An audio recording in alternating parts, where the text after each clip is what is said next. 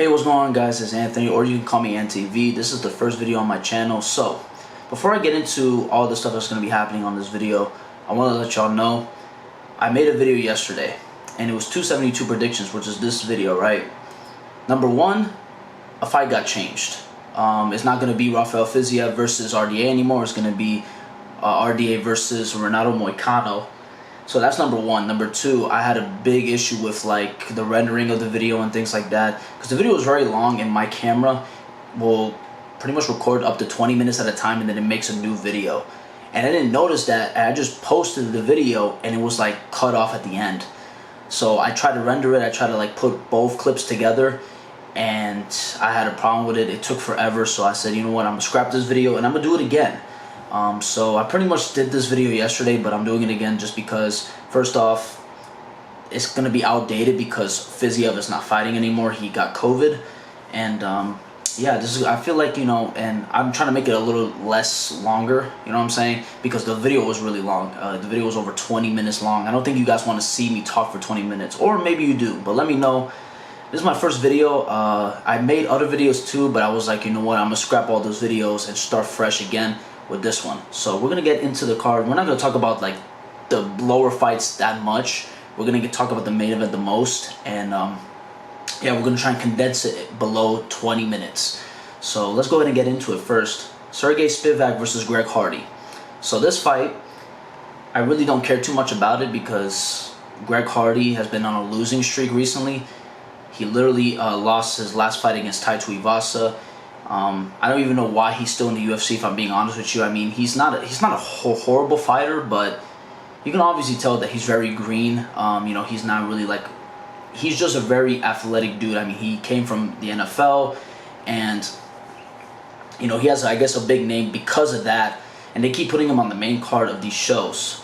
They put him on the main card the last, I don't know how many times, but he's been like on pay-per-views for like the longest time, and on the biggest stages. And honestly, there's other people that deserve it a lot more than him, in my honest opinion.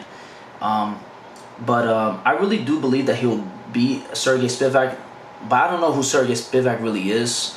I mean, it looks like he's probably going to try and grapple with Greg Hardy and probably dominate him, but Greg Hardy has a lot of punching power, and he's probably going to catch him with something. That's my guess. But yeah, this fight, I mean, listen, I really don't care about either of these two guys, to be honest with you, especially, I mean, I guess Greg Hardy a little bit more just because he's a known name for the wrong reasons. You know, if y'all know who Greg Hardy is in his past, he's had a checkered past and not too many people like him for good reason. So Greg Hardy, I'm going to go Greg Hardy by knockout just because he is a strong dude.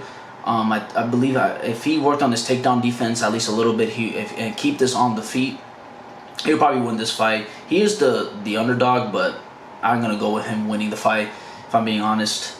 The next fight, I am a little bit more intrigued. Actually, I'm actually very intrigued with this fight. It's probably the fight I'm more intrigued with now, since the co-main event is now scrapped. It's Kevin Holland versus Alex Oliveira. So this is the debut of Kevin Holland in 170. And I'm very excited for his debut at this weight. Because he's a very lanky guy. You know, he's a really bad matchup for a lot of guys in the division.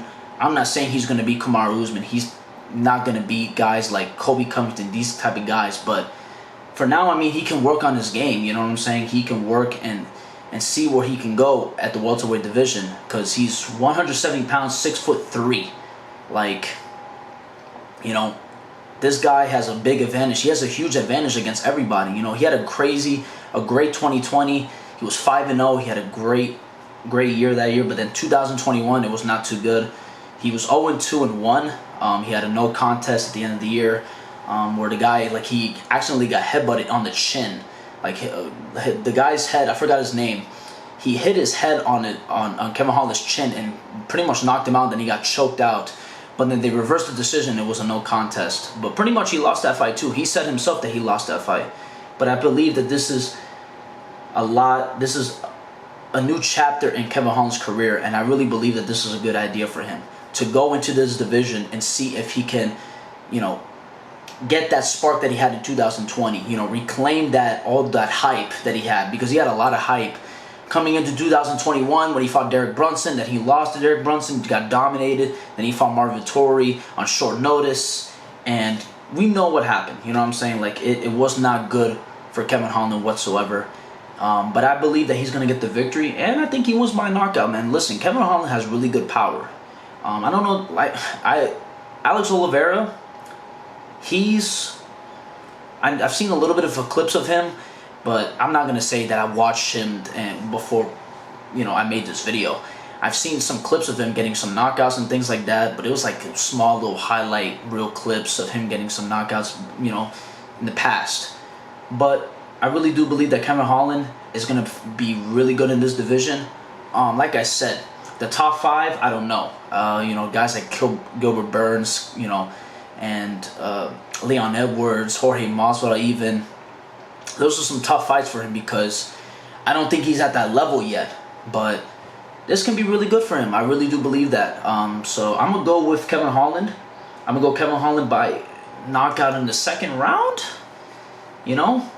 I really do believe that this is going to be something really good for him. 170 pound, I think, is going to be just a breath of fresh air for him, and I think he's going to do well. So I'm hoping for that because I'm a big fan of Kevin Holland. He's just very entertaining to watch. He's very funny. He's very charismatic. So I'm hoping for him to win this fight. So we're going to get into the next fight, which is Edson Borbosa versus Bryce Mitchell. Now this fight,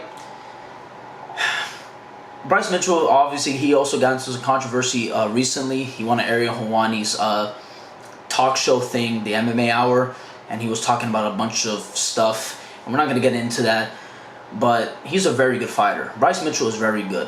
And I think that he's going to win this fight. Listen, Edson Barbosa is coming off a bad loss against Giga Chikadze. But, I mean, it's not like Edson Barbosa's washed. He's still a very good fighter. I'm not going to count him out, but I'm going to say Bryce Mitchell gets the win. I think it's time for Bryce Mitchell to take that next step in the 145-pound division, the featherweight division, and I really believe that he will get this win.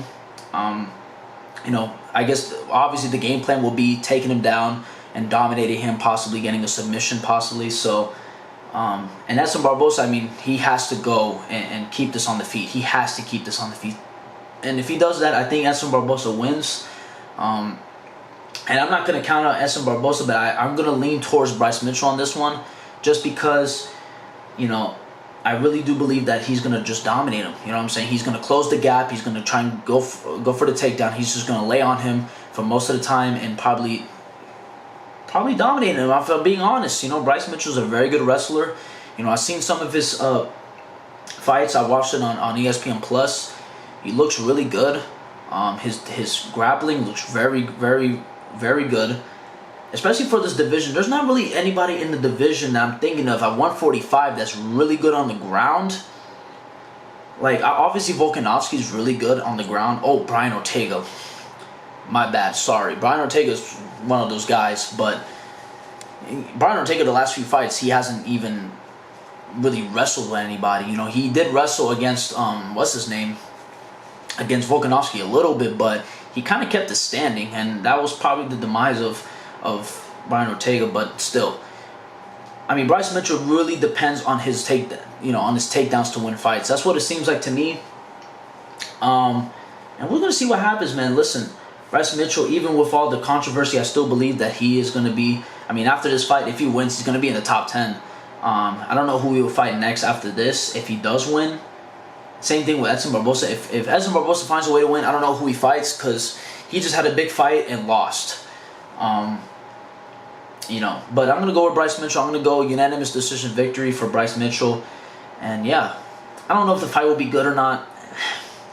It just really depends on how Bryce Mitchell is able to kind of like do on the ground. You know what I'm saying? If he's able to dominate him in a dominant fashion, it will be entertaining. If not, people are always going to find a way to be disappointed or be annoyed with people who grapple. And that's kind of annoys me that people get annoyed by that, that people don't like, grappling or anything like that. When it's in a UFC fight, people actually think that it's boring. And it's not. Like, people say that Khabib is boring, and I don't understand why. Like, when Khabib grapples, it is so entertaining to watch because he's such an elite level grappler. And I'm not saying, like, Bryce Mitchell's nowhere near Khabib, right? But he's really good. You know what I'm saying? I like seeing people grapple. It's fun to watch. To me, it's fun to watch. Obviously, there could be times where they just kind of lay on them and it's kind of boring, and that could be the case for this fight. So hopefully it's entertaining and it'll shock a lot of people. So that's what all I can really hope. So co-main event is no longer RDA versus Raphael Physio. On the UFC website, it still shows Physio, but that fight got called off. Physio got COVID. So that kind of sucks. I was really looking forward to this fight, like very looking forward to this fight. This was going to be a 5-round fight. In the last video I didn't even know. I thought it was a 3-round fight. But this is going to be a 5-round fight. But what's his name? Renato Moicano is going to be stepping in for Fiziev against RDA at 160 pounds, a catch weight, just like how Islam and Bobby Green did it. By the way, speaking of Islam Makhachev, he was also thinking of, taking this fight. And I would have, bro, imagine if it was RDA versus, imagine RDA versus Islam Makhachev, the co-main event. Dude, that's crazy. On how many days' notice? Like a few days' notice. Imagine, like, Islam Makhachev just dominates somebody like RDA on, like, barely any time to even prepare for this type of fight, because RDA is no easy fight for anybody. Like, RDA is a really tough fight, and I got a lot of respect for Moicano. He literally just fought at 272, so he's taking this on real short notice, and he's gonna step in and fight RDA. I got respect for Moicano, just like how I have respect for Bobby Green. I have respect for Moicano just as much, because this is not an easy fight. But listen, this is a big opportunity for anybody that steps up.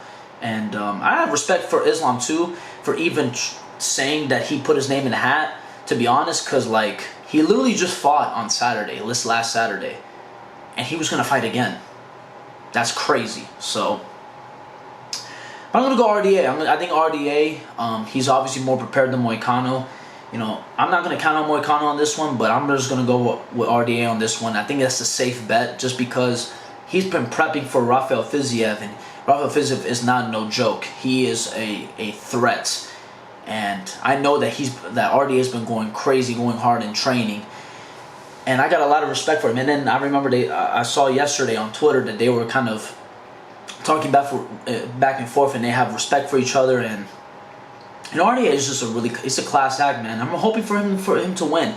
Moicano, if he wins, right now RDA, it says RDA is number 6 in the lightweight division. So if Moicano wins, I don't think Moicano is ranked.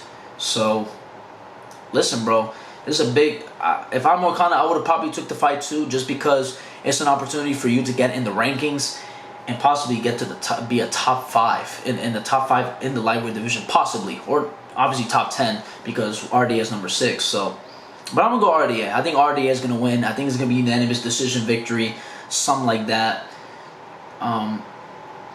But who knows? Maybe it could be a good fight, very competitive. Who knows? We'll see what happens when the fight happens on Saturday. A little bit disappointed though with Fiziev. I hope Fiziev gets better though, and they can run it back. Hopefully in the future, RDA and Raphael Physio, they can run it back and they can actually fight.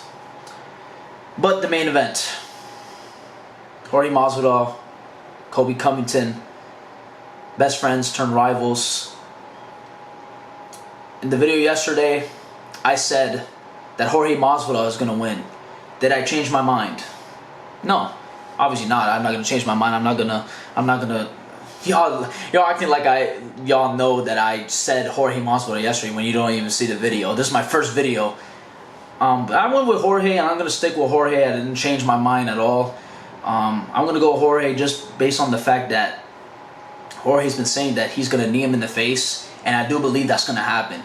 But it's not gonna be like Ben Askren.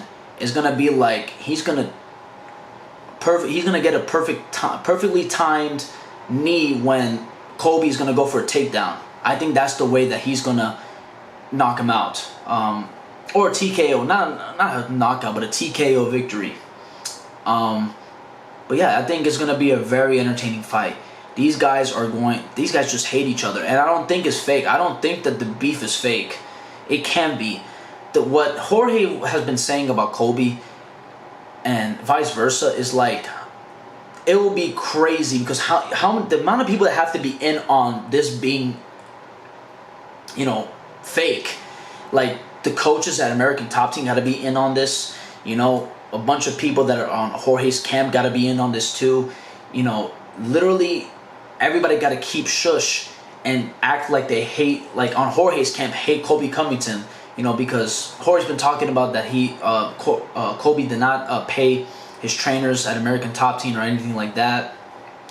And, you know, everything just seems real. And there's just no way. There's obviously no way that they're going to touch gloves. There's no way. I even after the fight, I don't think they're going to make up. I really believe that they're just going to not like each other. Probably, well, it really depends. I don't know. Because you don't know. You never know. They can always let bygones be bygones and be friends again. Who knows? But listen, Colby, the likely scenario is that Colby's going to dominate. But deep down, I really believe that Jorge Masvidal is going to win this fight. Deep down, I got that feeling that he's actually going to time that takedown perfectly. He's going to knee him. You know what I'm saying? He's going to knee him perfectly and probably rock him. And he's going to just pounce on Colby and probably get the finish. But I could be wrong, obviously. He has to time it perfectly. That's the thing. I'm going on chance, based on chance, that he actually gets this victory. That he times it perfectly and he's able to crack Colby with his knee. But I think that's going to happen. I think he's going to, at some point, time it perfectly and he's going to catch him with it. But the likely scenario, obviously, I think everybody thinks that Colby's just going to dominate him. It's going to be a boring fight. He's just going to lay on him and dominate him for 5 rounds. It's not going to be close. And that's probably going to happen, but I'm going to take my chances on Jorge. Jorge has done crazier things before. You know, if he pulls this off, it wouldn't be that. I mean, it will be crazy because, you know, he's a heavy underdog. But we're going to see what happens. But I'm going to go with Jorge Masvidal by TKO. I'm going to go Jorge Masvidal by TKO. I'm not changing my mind. I'm going to keep my stance on this. And yeah, that's how I feel like the fight's going to go. Does this fight do over 1 million pay-per-view buys? I don't think so. I think it does very close. I think it does over 800,000 pay-per-view buys just because of the main event itself. Might do my reaction and give you all like a little review of the press conference. I think it's on Thursday. So maybe I might do that. So let me know what you guys want to see on this channel. I'm also going to be doing NBA content as well. It's not just MMA. So be on the lookout for that kind of stuff. But MMA is like my #1 thing. So I'm going to be talking about that the most. So whenever something happens, I'm going to just try and post on my channel as much as I can. So let me know what you guys think of the video. If you like it, subscribe, and I'll see y'all. Peace.